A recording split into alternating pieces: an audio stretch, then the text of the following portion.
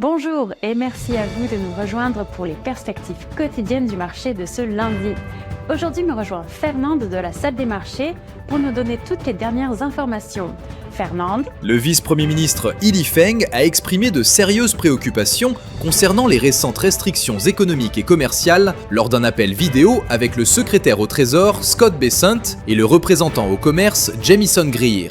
L'Arabie Saoudite, la Russie et 5 autres membres centraux de l'OPEC+, se sont entendus pour augmenter la production de pétrole de 188 000 barils par jour à partir de septembre, achevant le retrait progressif des baisses volontaires convenues en 2023. Une faille du firmware des portefeuilles matériels Coldcard a provoqué un mouvement important de Bitcoin vers les plateformes centralisées depuis l'effondrement de FTX. Les dépôts quotidiens de Bitcoin sur les exchanges pour les transferts de moins de 10 coins ont bondi à 7300 le 31 juillet, un niveau inégalé depuis le 6 février. La paire dollar australien-dollar s'est échangée latéralement lors de la dernière session. L'indicateur MACD donne un signal baissier. Le cours de livre sterling dollar est resté largement inchangé lors de la dernière session. L'indicateur MACD donne un signal baissier. La dernière session a vu l'action Nike perdre 1,3%. L'indicateur MACD indique un mouvement haussier. La paire euro-dollar s'est échangée latéralement lors de la dernière session. Selon l'indicateur Williams, nous sommes dans un marché suracheté. Les marchés seront très sensibles aux statistiques clés à venir,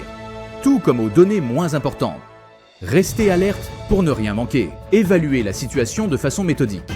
Comparez l'évolution des taux, des indices boursiers et des cours des matières premières pour une lecture transversale. Nous espérons que vous avez apprécié les perspectives quotidiennes du marché de ce lundi.